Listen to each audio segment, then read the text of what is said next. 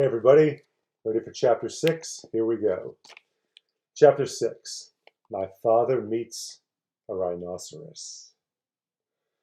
My father soon found a trail leading away from the clearing. All sorts of animals might be using it too, but he decided to follow the trail no matter what he met because it might lead to the dragon. He kept a sharp lookout in front and behind and went on.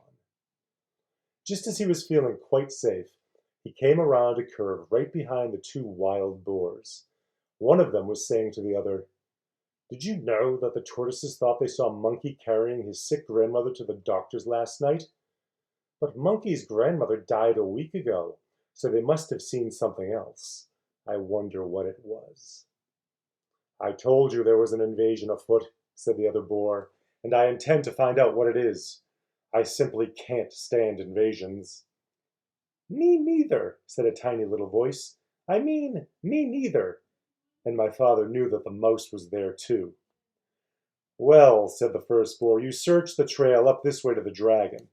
I'll go back down the other way through the big clearing, and we'll send Mouse to watch the ocean rocks in case the invasion should decide to go away before we find it."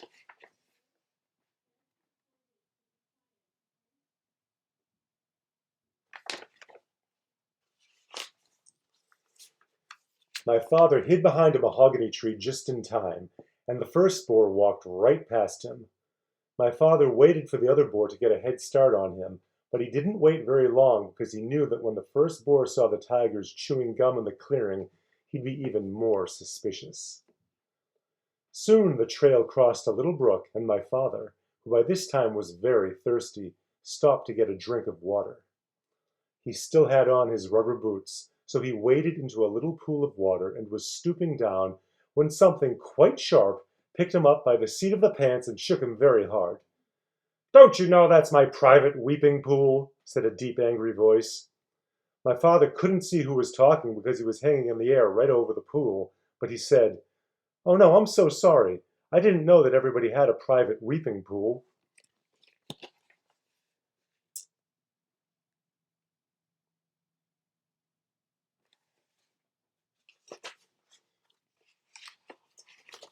"Everybody doesn't," said the angry voice. "But I do because I have such a big thing to weep about, and I drown everybody I find using my weeping pool." With that, the animal tossed my father up and down over the water. "What is it that you weep about so much?" asked my father, trying to get his breath, and he thought over all the things he had in his pack. "Oh, I have many things to weep about, but the biggest thing is the color of my tusk." My father squirmed every which way trying to see the tusk, but it was through the seat of his pants where he couldn't possibly see it. "When I was a young rhinoceros, my tusk was pearly white," said the animal. And then my father knew that he was hanging by the seat of his pants from a rhinoceros's tusk. "But it has turned a nasty yellow-gray in my old age, and I find it very ugly.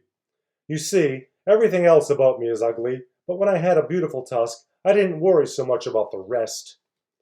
Now that my tusk is ugly too, I can't sleep nights just thinking about how completely ugly I am, and I weep all the time. But why should I be telling you these things? I caught you using my pool, and now I'm going to drown you." "Oh, wait a minute, Rhinoceros," said my father.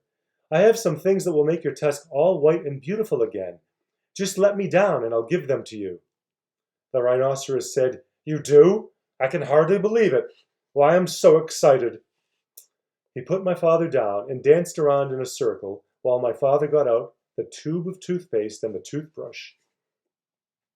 "Now," said my father, "just move your tusk a little nearer, please, and I'll show you how to begin."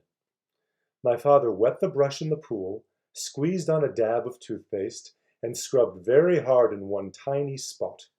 Then he told the rhinoceros to wash it off, and when the pool was calm again, he told the rhinoceros to look in the water and see how white this little spot was.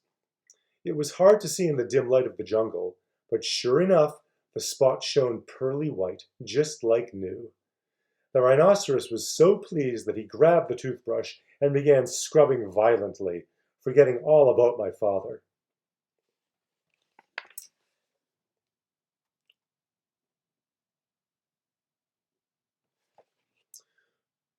Just then my father heard footsteps, and he jumped behind the rhinoceros. It was the boar coming back from the big clearing where the tigers were chewing gum. The boar looked at the rhinoceros, and at the toothbrush, and at the tube of toothpaste, and then he scratched his ear on a tree. "Tell me, rhinoceros," he said, "where did you get that fine tube of toothpaste and that toothbrush?" "Too busy," said the rhinoceros, and he went on brushing as hard as he could. The boar sniffed angrily and trotted down the trail toward the dragon, muttering to himself, "Very suspicious. Tiger's too busy chewing gum. Rhinoceros too busy brushing his tusk. Must get hold of that invasion. I don't like it one bit, not one bit. It's upsetting everybody terribly. Wonder what it's doing here anyway." End of chapter 6.